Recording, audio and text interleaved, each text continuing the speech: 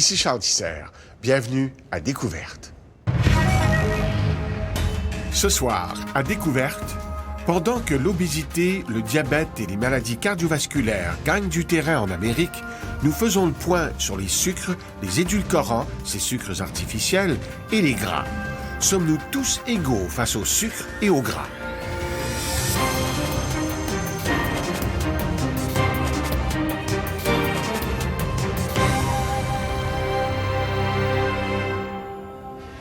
L'alimentation est une préoccupation pour de nombreuses personnes.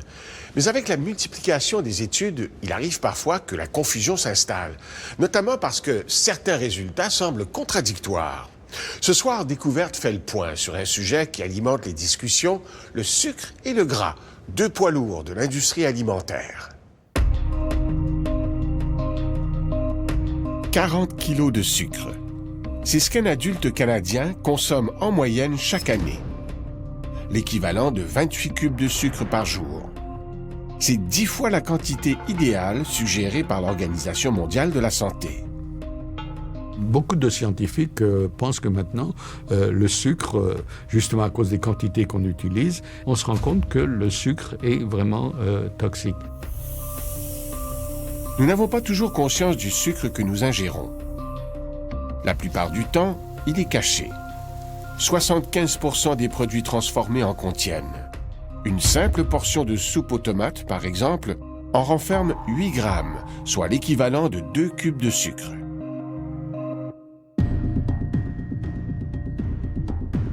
En 40 ans, le sucre est devenu l'ingrédient phare de l'industrie agroalimentaire. L'appât avec lequel on séduit le palais et excite le cerveau. Cet emballement pour les cristaux blancs a eu de graves répercussions sur la santé publique.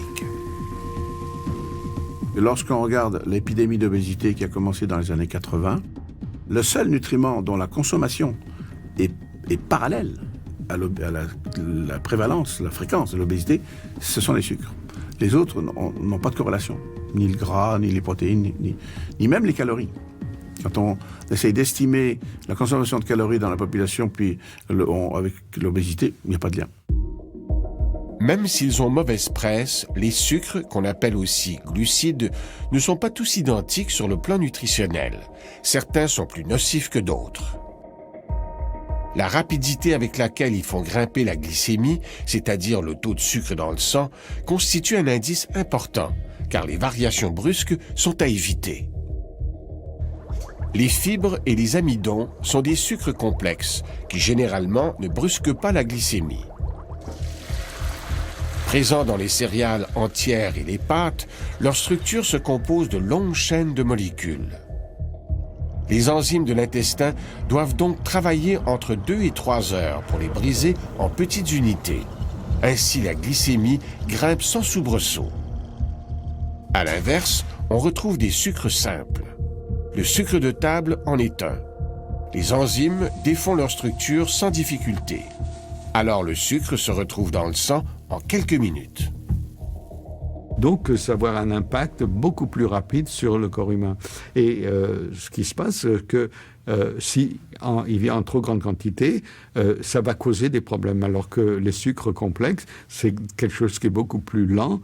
Donc, le corps a plus la chance de se mettre au diapason.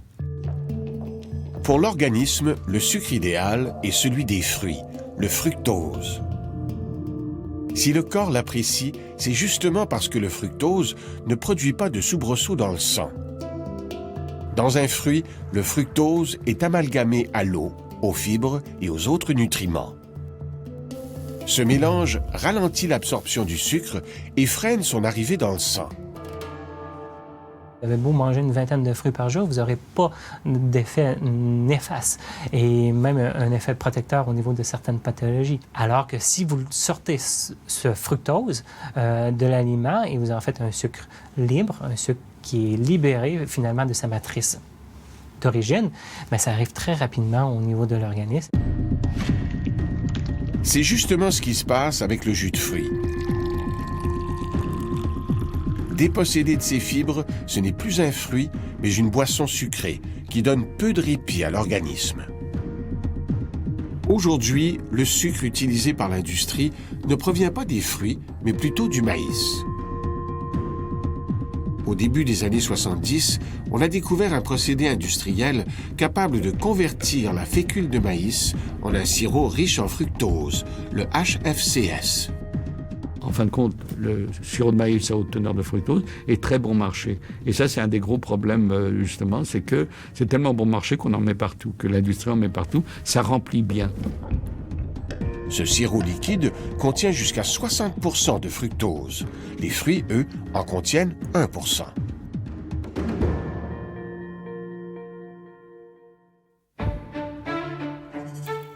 Dans les faits, peu de choses distinguent le sirop de maïs industriel du simple sucre de table.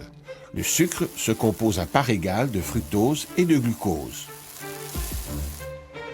De son côté, le sirop de maïs se compose aussi de fructose et de glucose, mais dans une proportion légèrement différente, 55% de fructose pour 45% de glucose. Là où il se différencie, c'est dans la manière dont les molécules de fructose et de glucose sont liées l'une à l'autre. Dans le sucre à haute teneur de fructose, le glucose et le fructose sont séparés. Donc le fructose est beaucoup plus disponible pour aller au foie par rapport au sucre de table, où le glucose et le fructose sont attachés ensemble. C'est ça vraiment le problème. Le sirop de maïs à haute teneur en fructose est le plus utilisé des sucres industriels. C'est lui qu'on soupçonne de jouer un rôle dans l'épidémie d'obésité. Les produits industriels riches en fructose sont nombreux, mais ils sont prédominants dans les boissons sportives, les boissons énergisantes et surtout les boissons gazeuses. Ce cola contient 40 grammes de sucre. Une dose massive de glucose et de fructose s'apprête à déferler dans l'organisme. Il faut surtout se méfier du fructose. C'est la partie dommageable du sirop de maïs industriel. Concrètement, c'est comme si cet homme mangeait 10 cubes de sucre. Le glucose et le fructose suivront un parcours différent. D'abord, le fructose. Aussitôt arrivé au foie, il est fait prisonnier. Les cellules hépatiques sont pratiquement les seules à pouvoir le métaboliser. Une partie du fructose est emmagasinée sous forme de glycogène, une grosse molécule d'énergie qui sera relâchée lors d'intenses exercices. Ce qui est dommageable pour le foie, c'est lorsque le fructose est converti en graisse. Dans les cellules hépatiques, le fructose entre en contact avec une enzyme. Aussitôt, la synthèse du gras s'accélère. La production de gouttelettes de graisse double. Lentement, les cellules se gorgent de gras. Alors, quand il y a trop de gras dans le foie, on peut voir apparaître ce qu'on appelle de la fibrose, c'est-à-dire des dépôts de substances cicatricielles, en quelque sorte comme s'il y avait une plaie dans le foie. Et cette fibrose évolue éventuellement vers de la cirrhose, c'est-à-dire une défaillance des fonctions du foie. De son côté, le périple du glucose est différent. Il passe rapidement à travers le foie pour se retrouver dans le sang. À ce moment, la glycémie augmente. Tout surplus ou manque de glucose menace la santé des cellules. Pour rétablir l'équilibre, le pancréas sécrète une hormone, l'insuline. L'insuline agit comme une clé. Elle permet au glucose d'entrer dans toutes les cellules pour leur fournir de l'énergie. Parfois, le récepteur est obstrué. Le glucose peine alors à entrer dans certaines cellules. C'est ce qu'on appelle la résistance à l'insuline, une porte ouverte sur le diabète de type 2.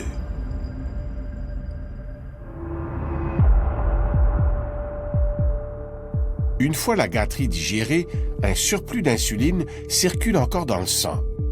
Or, cette hormone agit aussi comme un véritable fertilisant pour les 20 à 30 milliards de cellules adipeuses.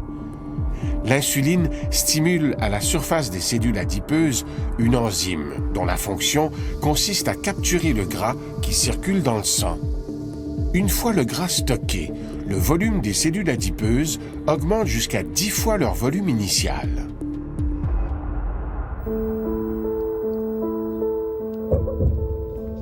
Empêcher que le sucre ne soit transformé en gras, c'est l'espoir suscité par les travaux de ces chercheurs. Ils viennent de découvrir une nouvelle enzyme, et elle se trouve au cœur du métabolisme de toutes les cellules. Et c'est une enzyme intéressante du point de vue thérapeutique parce qu'elle a la possibilité de détoxifier le glucose lorsqu'il se trouve en excès dans le sang et par la suite dans les cellules. Donc si vous avez une enzyme qui est capable de détoxifier le glucose, ça a des implications non seulement pour l'obésité, mais aussi pour le diabète de type 2, qui est la forme majeure du diabète, qui concerne à peu près 90% de la population des diabétiques, et puis aussi pour les maladies cardiovasculaires. Il faudra patienter quelques années avant qu'un médicament puisse activer cette enzyme. Si on y parvient, on s'attaquera du même coup à un mal invisible, mais tout aussi néfaste que l'obésité, l'inflammation. Lorsque des molécules de sucre circulent dans le sang, elles ont tendance à se fixer aux protéines, comme à l'hémoglobine par exemple, la spécialiste du transport de l'oxygène dans le corps.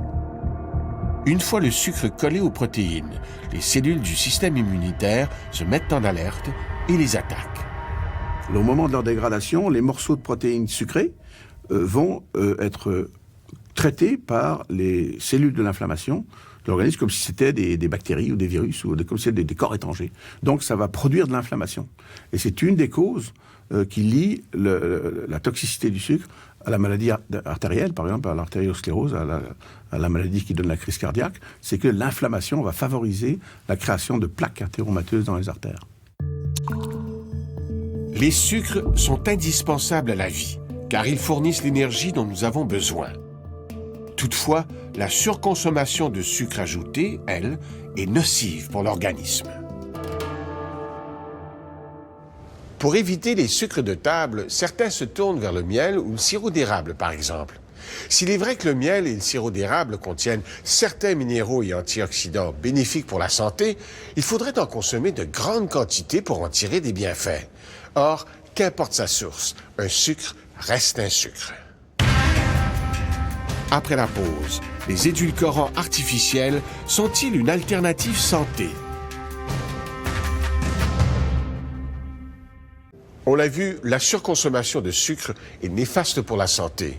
Or, depuis des années, pour protéger leur santé, de nombreux consommateurs se sont tournés vers des produits sans sucre ajouté, comme les sodas diète par exemple. Mais est-ce une alternative valable?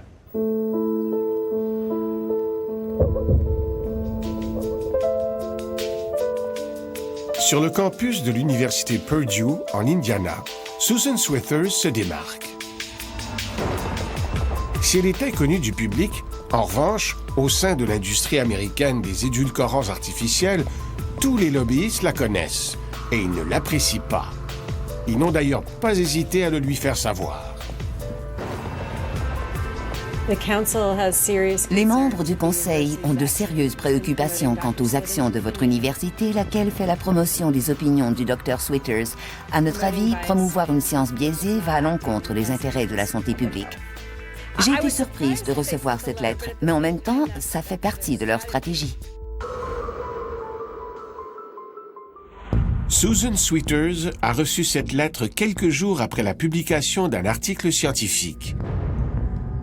Un article dans lequel elle passait au crible une soixantaine d'études sur les édulcorants artificiels, notamment ceux utilisés dans les sodas diète. Je suis arrivée à la conclusion qu'il n'existe pas de preuves concrètes que les sodas diète offrent un avantage au niveau de la santé. D'ailleurs, il y a de plus en plus d'indices qui révèlent que ces produits pourraient même nuire à la santé des gens, les rendre plus vulnérables. Les édulcorants artificiels fonctionnent comme des leurres. Ils imitent le sucre, mais leur pouvoir sucrant est jusqu'à 600 fois supérieur. Ils déjouent ainsi les papilles gustatives. Certains édulcorants fournissent peu de calories, d'autres pas du tout. Plusieurs croient que 0 calorie égale 0 problème. Pour ce spécialiste des maladies métaboliques, l'équation est plus complexe.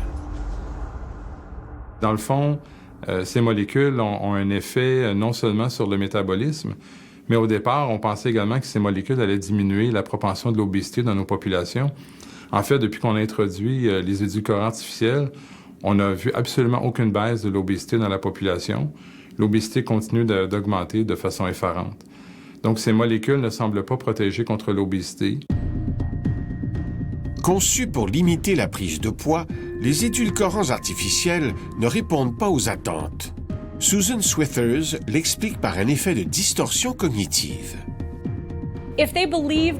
Quand les gens croient que les produits diète sont santé, ils s'autorisent plus facilement quelques écarts caloriques.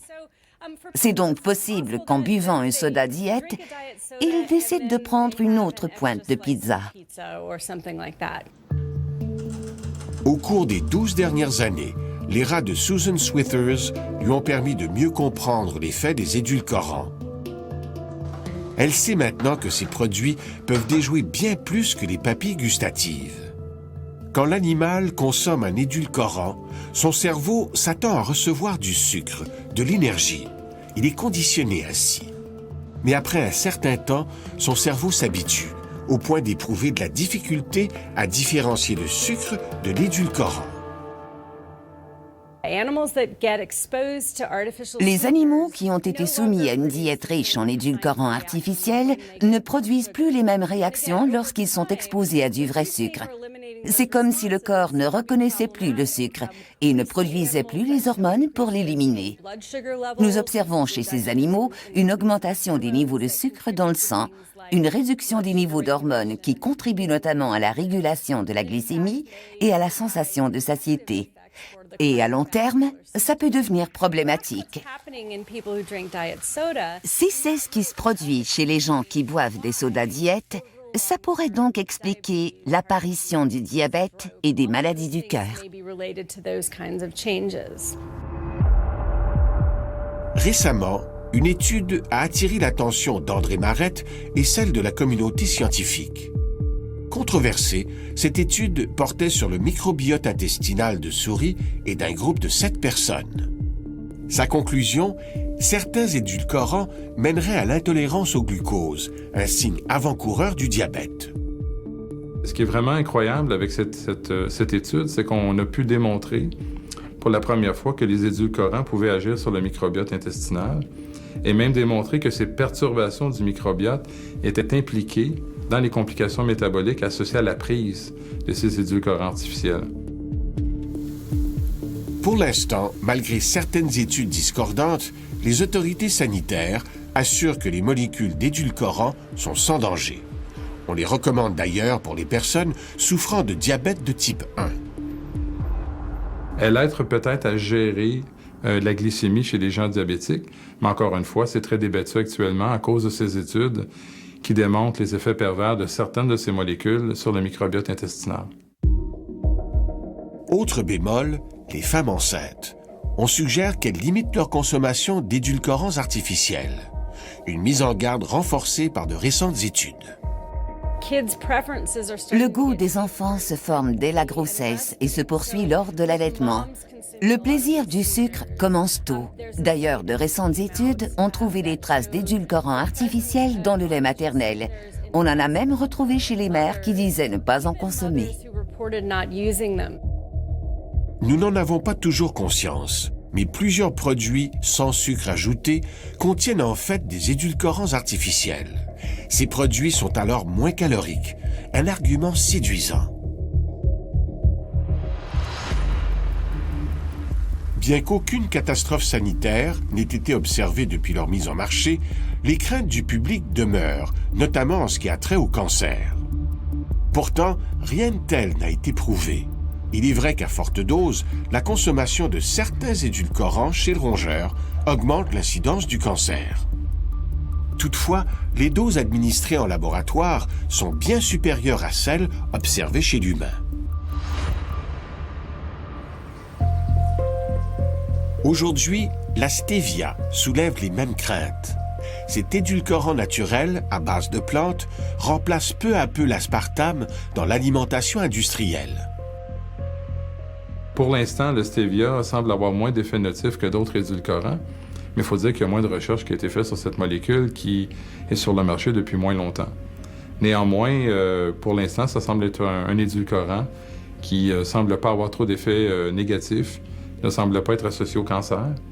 Mais sur la prise de poids, il y a quelques études qui suggèrent que ça pourrait effectivement le favoriser.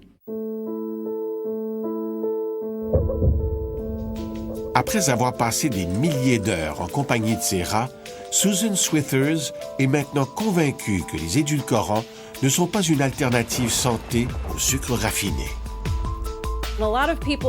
Plusieurs personnes croient qu'en se tournant vers les édulcorants artificiels, elles en tireront automatiquement des bénéfices au niveau de leur santé. Or, c'est faux.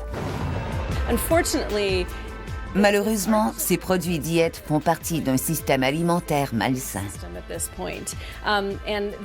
Ça peut sembler une bonne idée, mais changer le sucre pour les édulcorants artificiels ne produira pas nécessairement les bienfaits auxquels les gens s'attendent.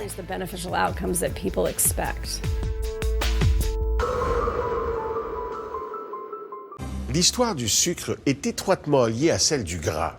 C'est d'ailleurs à cause de la guerre contre le gras que le sucre est aujourd'hui si présent dans notre alimentation. Leurs histoires se croisent à partir des années 1970, quand la volonté d'éliminer le gras s'impose. Pendant des années, le gras est traité comme un paria. Il doit être banni de l'assiette. L'industrie agroalimentaire s'ajuste. Les produits allégés et dépourvus de matières grasses apparaissent. Mais pour que les produits transformés gardent leur saveur et leur texture d'origine, l'industrie doit substituer le gras par le sucre. L'obésité, le diabète et nombre de maladies de cœur montent en flèche. Pour plusieurs scientifiques, ce n'est pas une coïncidence.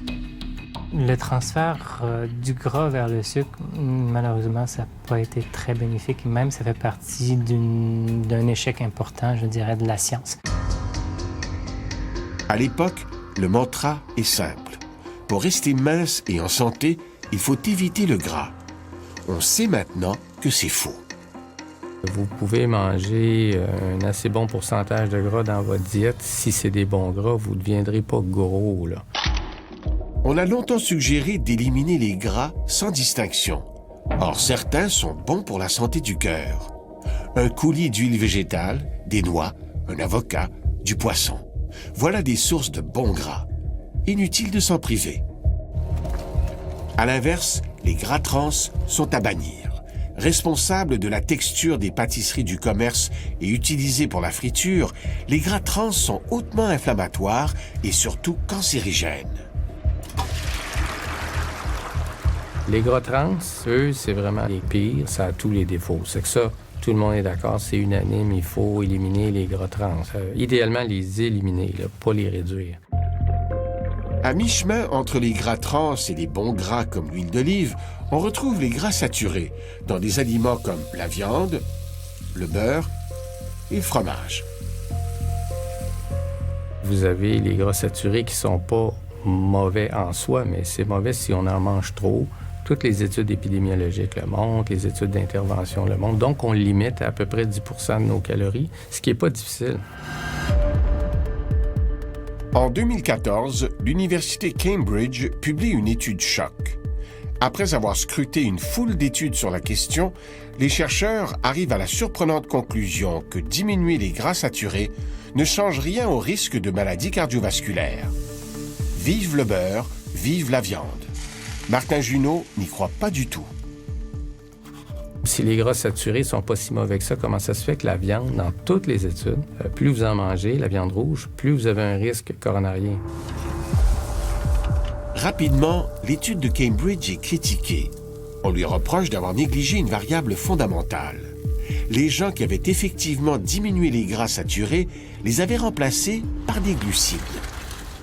Dans l'alimentation, quand on change quelque chose, on le change pour quelque chose d'autre. Quand on change les acides gras saturés dans notre alimentation, on les change par ce qui est prédominant. Donc, les glucides ou les sucres qui sont raffinés. Et on s'est aperçu que les sucres raffinés sur la santé cardiovasculaire, c'est pas mieux. La santé du cœur se lit en partie dans le sang. Parmi les indices qu'il fournit, on retrouve le cholestérol, le gras sanguin. Le foie en produit 80%. Mais pour circuler dans le sang, le cholestérol doit s'accrocher à des transporteurs, les LDL et les HDL. Les HDL retirent le cholestérol de la circulation. À l'inverse, les LDL le distribuent partout dans l'organisme. Ce sont des LDL dont il faut se méfier.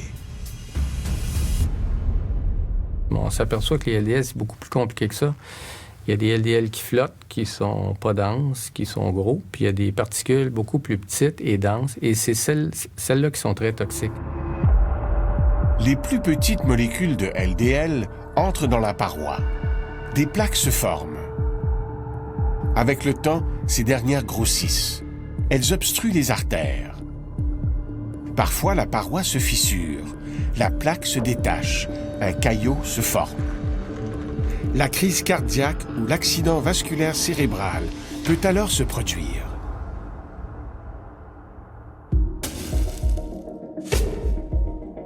Les aliments riches en gras saturés comme la viande et en gras trans augmentent le niveau de LDL dans le sang. Mais lorsque ces gras baignent dans une diète riche en sucre, la menace est décuplée.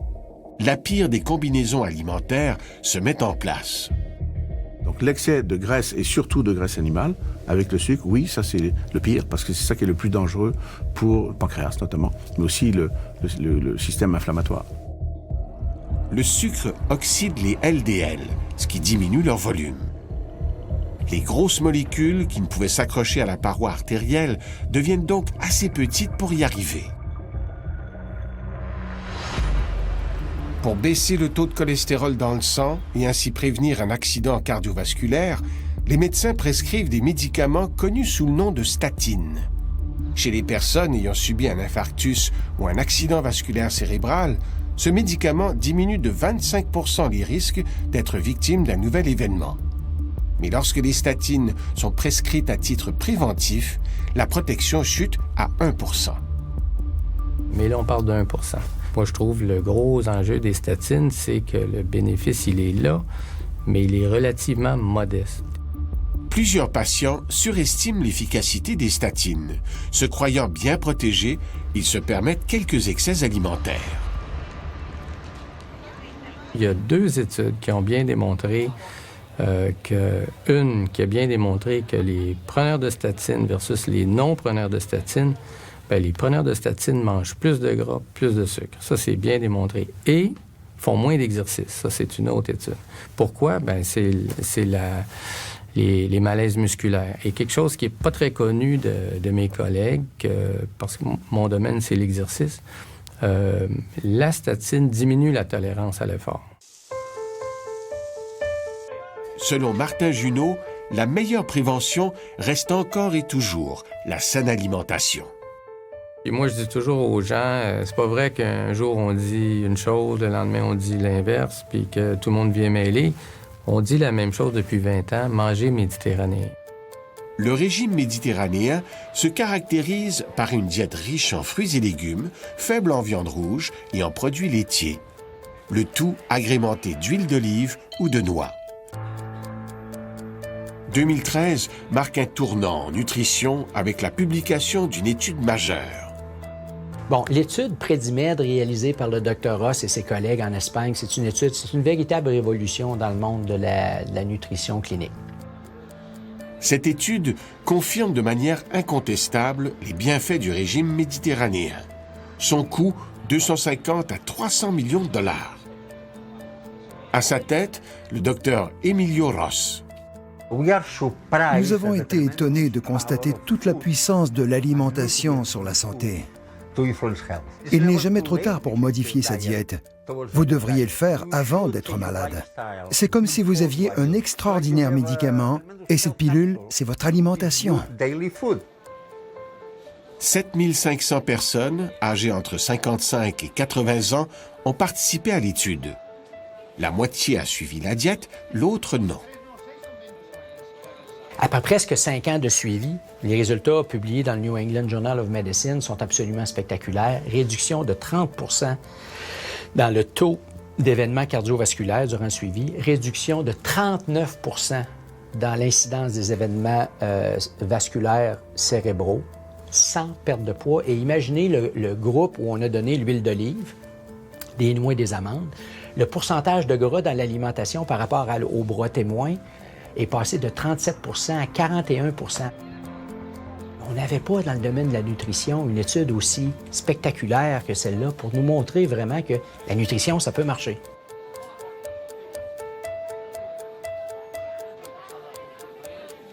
Les statistiques nord-américaines ne mentent pas. 20 % des Canadiens et plus des 2/3 des Américains sont en surpoids. Une alimentation trop riche en gras et en sucre explique en partie cette réalité. Mais face à une telle consommation, sommes-nous tous égaux? Ici, personne n'est égal. Chacun métabolise les gras et les sucres différemment. Certains sont plus vulnérables. Pour eux, chaque petit écart se répercute sur leur santé. La cause de cette injustice est en grande partie génétique. La génétique influence beaucoup de choses, peut influencer au niveau de la réponse cérébrale, peut influencer la réponse métabolique, les différentes hormones qui sont sécrétées par les tissus adipeux, sécrétées par le cerveau, sécrétées par différents organes.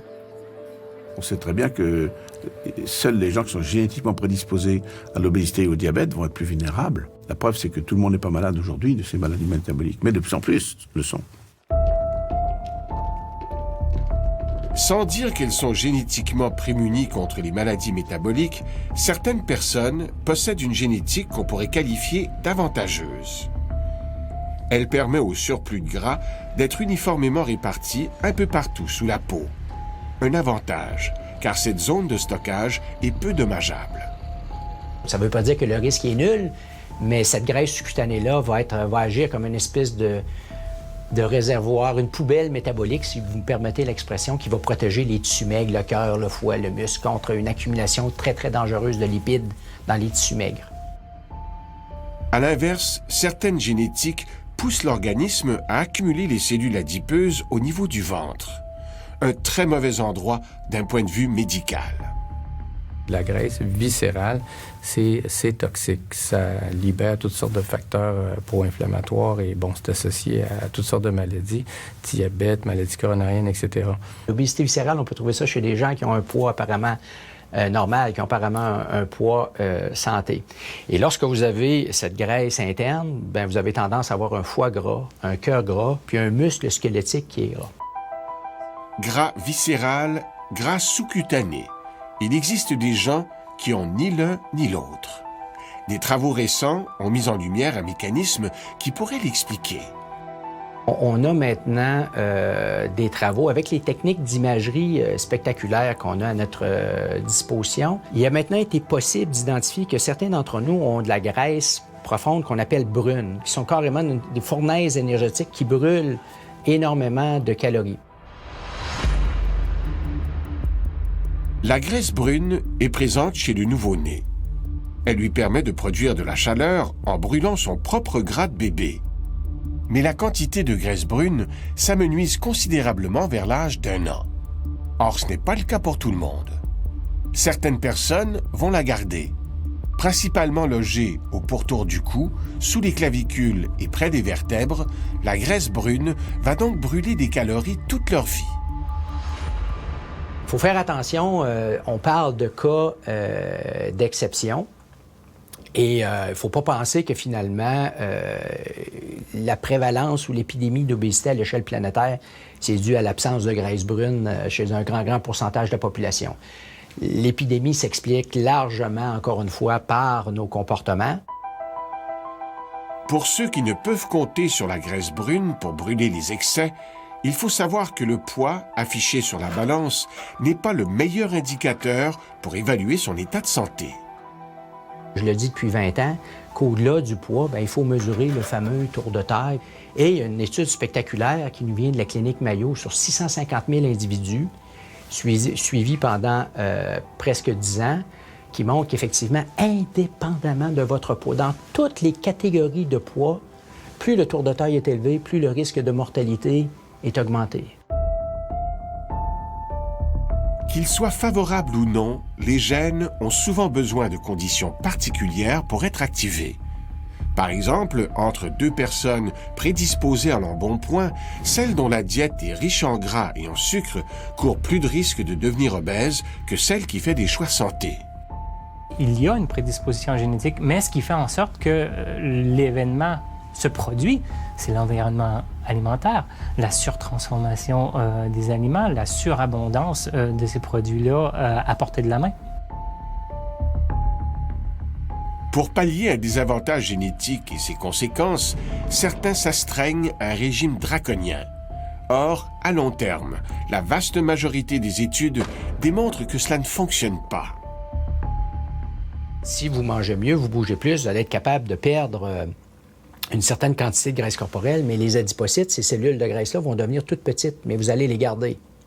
Alors, vous allez garder, là, si vous aviez 80 milliards de cellules adipeuses, vous perdez du poids, vous allez garder 80 milliards de cellules adipeuses, et les cellules vont devenir toutes petites et vont envoyer un signal au cerveau, « J'ai faim.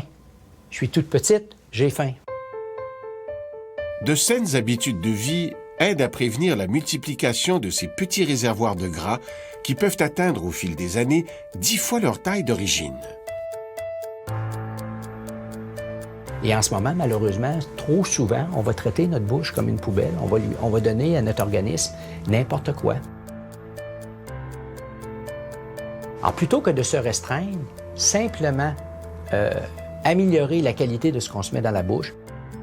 Plusieurs évaluent la qualité de leur alimentation en fonction du nombre de calories ingérées. Pourtant, c'est une erreur.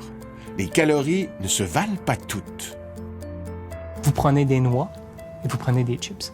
Pratiquement la même quantité d'énergie, un petit peu plus même chez les noix. Proportion de matière grasse beaucoup plus élevée chez les noix. Et pourtant, la littérature montre que chez les noix, si vous en consommez beaucoup, vous avez une diminution des maladies cardiovasculaires, vous avez une diminution de la mortalité totale. Et même les études montrent que si vous consommez des noix de manière régulière, on n'a pas une augmentation du poids, on a même une diminution du poids à l'occasion. La génétique n'est pas la seule responsable de notre état de santé. La sédentarité offre elle aussi un terrain fertile aux maladies métaboliques. Et ça, c'est tragique. Parce qu'à ce moment-là, ce niveau d'inactivité physique-là nous rend extrêmement vulnérables à une alimentation de moins bonne qualité. Et Dieu sait que notre alimentation, les tentations sont partout. Et si on ne bouge pas, on devient extrêmement vulnérable. Et donc, c'est le constat qu'on fait à l'échelle planétaire. L'activité physique diminue notre vulnérabilité génétique. Mais contrairement à ce qui est véhiculé, elle est inefficace pour faire fondre les kilos en trop. Alors, vous avez un petit bedon, vous vous mettez à marcher, à faire de la marche rapide avec votre copine, avec votre chien presque à tous les jours. Vous gardez votre petit bedon, mais vous allez avoir un impact spectaculaire sur vos facteurs de risque, sur votre risque de mortalité, même si vous gardez votre petit bedon. Si l'activité physique n'est pas une arme pour se départir des kilos en trop, elle améliore considérablement la santé en général. Et, encore une fois, on ne fait pas de l'exercice ou de l'activité physique pour être mince. On fait de l'activité physique et de l'exercice parce que c'est probablement le meilleur médicament qu'on peut prescrire pour la santé humaine. Et il y a un effet secondaire, vous savez, à l'activité physique, à l'exercice. Ça rend les gens heureux.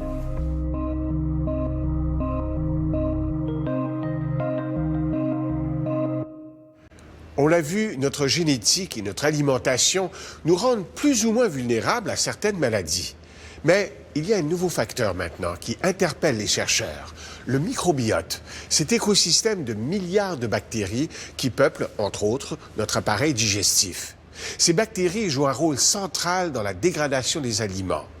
Mieux comprendre le microbiote de chacun pourrait permettre aux médecins de dresser une liste d'aliments personnalisés que chacun devra éviter pour rester en santé. Mercredi, l'émission L'épicerie abordera aussi le sujet du sucre dans l'alimentation. Il y sera question des changements importants qui devraient être apportés prochainement par Santé Canada à l'étiquetage des produits alimentaires pour que la présence du sucre y soit plus clairement indiquée. L'autre changement concerne le tableau des valeurs nutritives, avec un ajout important à la ligne des sucres. Actuellement, on ne voit pas un pourcentage de la valeur quotidienne à côté des sucres. Mais ce que nous avons proposé, c'est qu'on exige maintenant qu'il y ait une déclaration du pourcentage de la valeur quotidienne pour les sucres totaux sur une base de 100 grammes. Merci d'avoir été là. À la semaine prochaine.